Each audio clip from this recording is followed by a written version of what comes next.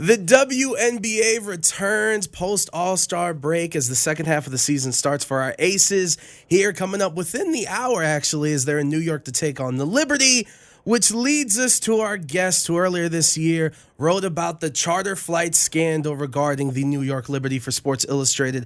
Howard Megdal joins us. He's the editor-in-chief of The Next. He's the founder of The Nine, the women's sports newsletter. And as always, all guests are brought to us by BetQL. Bet smarter and beat the books. Download your BetQL app today or visit BetQL.com. Howard, before we get into the nitty-gritty business practices of the WNBA, last week I had the privilege of watching Han Zhu of the Liberty work over the Aces in the second half. She's the longest one out there, great lateral movement, first one up the floor in a bona fide bucket.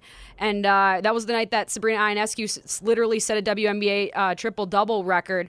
But what does a player like Han Zhu do for that team and really open up, especially for their opponents, which happens to include our Las Vegas Aces tonight? I am delighted that you're beginning with the Han Zhu question, and I find her endlessly fascinating. The truth of the matter is, it is an open question just what she can be, simply because we have not seen this before in the league. Somebody who is 6'10". You know, there have been big bigs. You guys have had them right there in Las Vegas. You know, whether it's Liz, whether it's Asia, but 6'5", 6'8" is different than 6'10", and you combine that with the ability to shoot threes, the ability to finish, the fact that she's getting stronger by the day, and it really just turns the Liberty offense from what has been functioning at a solid level into something that's been at times, and you guys saw it up close, utterly dominant. Yeah, it was absolutely impressive, and I literally hadn't heard about her, and she has the mismatched Kyries and everything, and they didn't really utilize her in that first half. Are they basically kind of slow rolling her into that WNBA career and managing her minutes and using her kind of as a person off the bench? Do you anticipate her getting more minutes in the first half? That is a great point. It is clearly the way in which they're doing it, and slowly but surely to turn her into a weapon that ultimately play third. But again, I think in a lot of ways the team is kind of responding to what she does in real time because there's no playbook for this. Nice. And Howard, before we get into our Aces and then especially this All-Star weekend that left me a bit disappointed, to me throughout this season, the team that's been the spiciest to look at and there always seems to be some sort of drama is the Phoenix Mercury. So plain and simple, Howard, what the hell's going on in Phoenix? How much time do we have? You know, it's very complicated, from everything like Tina Charles requesting and being granted a divorce from the team to the fact that Skylar Diggins-Smith is both the best player on that team and somebody who got into a verbal altercation with Diana Taurasi now has been shopped by the team as well. We got the trade deadline coming up July 15th. It'll be interesting to see whether anybody has the tap room to do this or whether it's something that gets taken care of after the season. But the Phoenix Mercury put a group together, and they have a lot of big personalities in there. They have asked a rookie head coach, Vanessa Nygaard, to be the one to navigate it. And I don't think it's too much of a stretch to say that it has not worked as planned so far.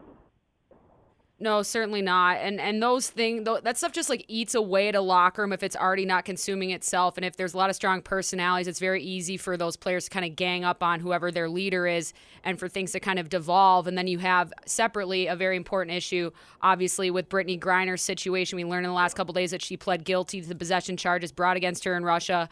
Apparently, Bill Richardson, who's served as the ambassador to the United Nations and the former governor of New Mexico, is headed over to help negotiate her release along with some other American political prisoners. So what's your read on this current situation? Because it's so hard because she's not meant to be over there. She shouldn't be part of this political, chess match that's happening. But at the same time, there's a war in Ukraine. There's all this other stuff happening. It's like zoom in, zoom out. Like, how do you keep your head on straight? And where do you think this story is going? I really think I am very, let us say, wary of anybody who says they think they know the answer. They know how it's all going to go. I think we simply do not. All of this is an unprecedented situation. We can't very well go back and remember the last time that a player was taken prisoner by the Russian government during wartime. There's simply not a comp you can throw here. And so, obviously encouraged by Bill Richardson being deputized to go over there. Certainly do not mistake Brittney Griner pleading guilty for any real wrongdoing necessarily, as that was very clearly a tactic that was taken on by the Griner camp in an effort to expedite things, and it was widely known that that would happen ahead of time. But, again, the hope comes back, and we are all continuing to just, at a human level, hope that there is a safe return of Brittney Griner, who is missed, obviously, as a person, and in a less important but very real way as a basketball player as well in this league. And Howard Megdal joining us. Be sure to follow him on Twitter, at Howard Megdal. And Howard, let's do it. Over these past couple days, I've been very upset when it comes to this All-Star weekend that just happened in Chicago. There's a lot of different ways we could go and approach it. But just overall, what'd you think of the weekend? I think it was a mixed bag in a way that some ways were controllable and some ways were not. I think it is obviously a league that is still figuring out how big its audience is and how to service that audience. And when you look at a Saturday that involved an event that was ultimately closed to the public, it was not, for instance, put at the United Center when Wintrust Arena was not available. I think the point of it was compounded by that fact not being communicated to people. So if you're going to have an event that is purely for the young players there and not open to the public, making sure people know that 2 months ahead of time, 1 month ahead of time, rather than having that be surprise for people who went and traveled for the weekend to come to All-Star Weekend, is problematic in and of itself. Now, all of that said, by all reports, and I had numerous people at the Next, and a terrific piece by my James Kay over at thenexthoops.com where you could go read about it, the Sunday was an unmitigated success, and people felt as if it was properly big time in Wintrust Arena. The league is 26 years old. That is very young. It needs to find ways to grow. Sometimes that's going to be experimenting in ways that work. Sometimes it's going to be experimenting in ways that don't work as well. And so I think, as long as there is a learning process that comes from the things that didn't work or the things that upset you, see how they do this, including, and most critically to my mind, lead time. More lead time for these events. The NBA knows where All-Star is going to be 2 years out. We need to start seeing that, and more importantly, the WNBA needs to know, and its fans need to know as well. And the thing is, too, I think we struggle with our imagination to really fully articulate what these shortcomings are, because like you said, it's about reaching out to that audience, reaching out to the fans and how to best serve them. But then there's also the serving of the actual players themselves. And that's really where a lot of that debate was over the summer, the story that you did about the plane rides and all of that, because what is the natural next step in rectifying so many of these shortcomings that have been displayed? Is it expanding roster size? Is it opening up the salary cap a bit? I mean, at the very least, I would think we would need ownership all with the same level of urgency of investment and commitment, and I don't think we're there yet. That's a great point, and that's exactly it. There are a lot of different ways to get there. You talk about, all right, well, how do we get more roster spots when we see there's more talent in women's basketball than ever before? Well, you can do it by expanding rosters from 12 to 15. You can do it by adding a couple of WNBA teams. There's a lot of different ways that you can attack this, and the more of those you deploy, the better off you are. There's also questions of how do you bring more money into the system. This capital raise that the league completed earlier this year, in a lot of ways, responds to the last couple of years rather than being something that leads to salaries changing in any actual way.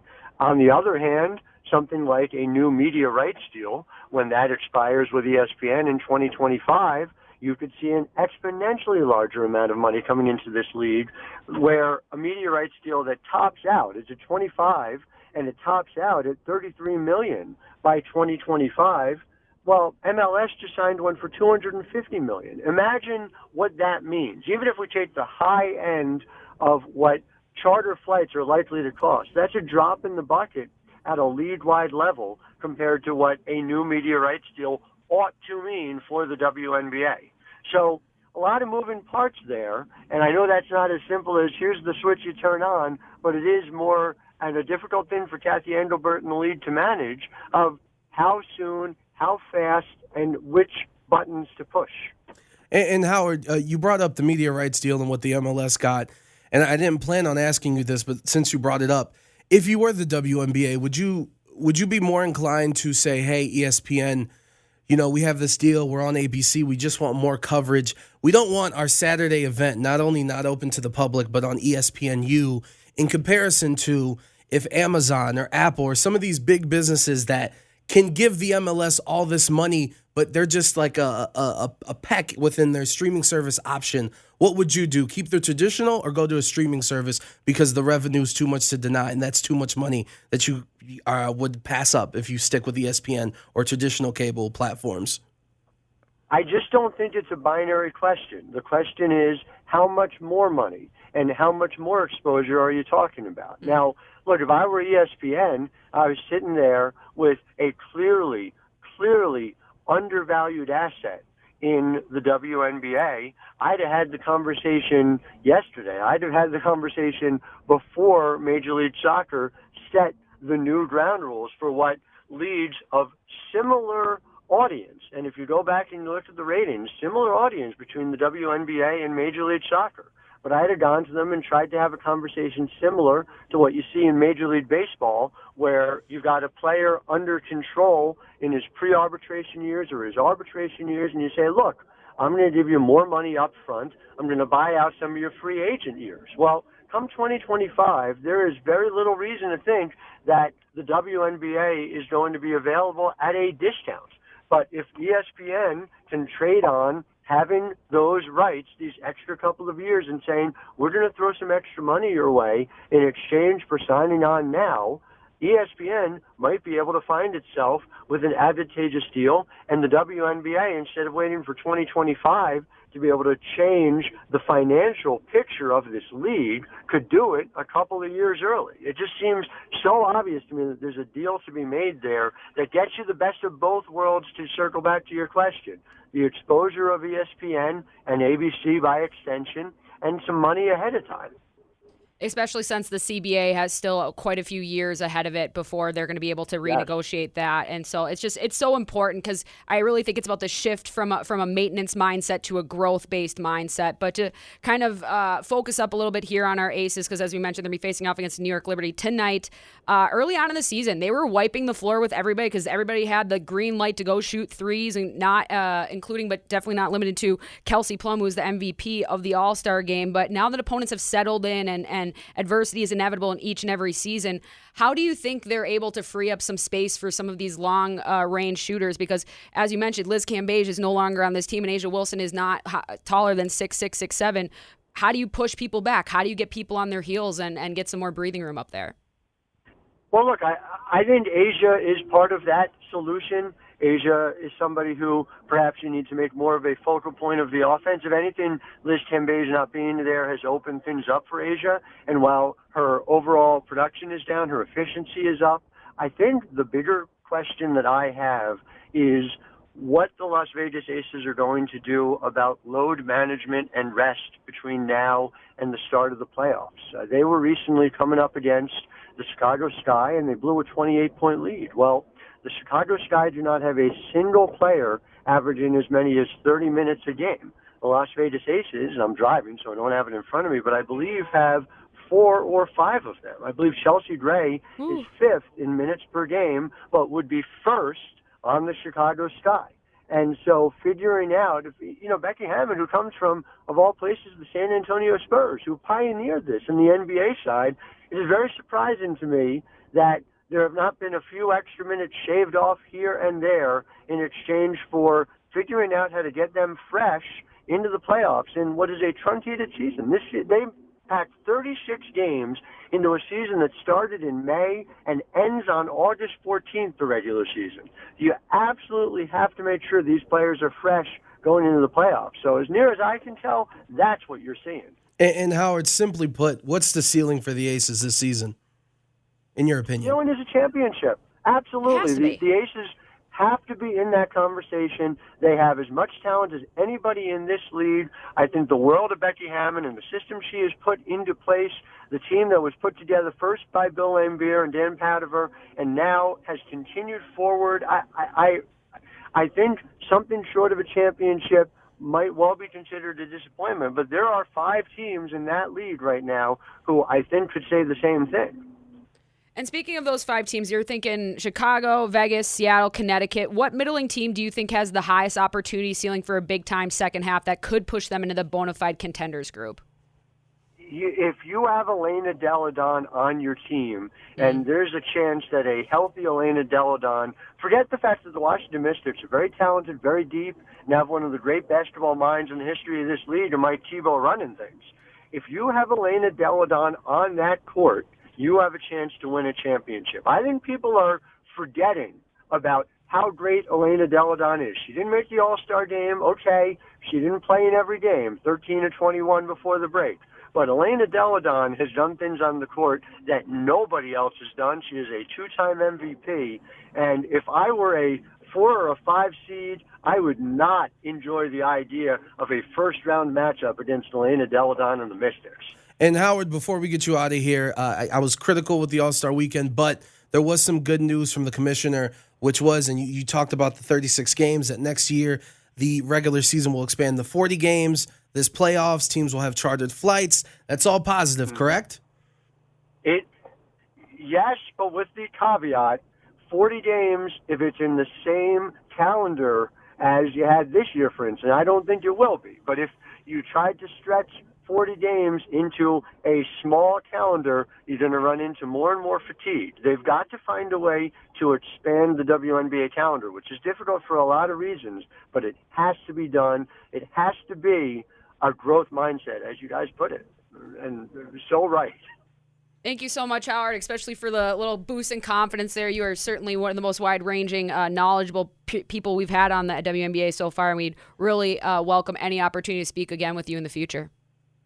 Thank you both. Please call me anytime. I'm happy to. That was Howard Megdal, founder, editor of the 9 newsletter, Next Hoops, Bard Athletics, Locked On Women's Basketball. He has a very, very healthy resume sheet. And who brought him to us today, Adrian? Oh, the good folks. I'm so glad you asked, Yes. Lindsay. The good folks at BetQL. Bet smarter and beat the books. Download your BetQL app today or visit BetQL.com.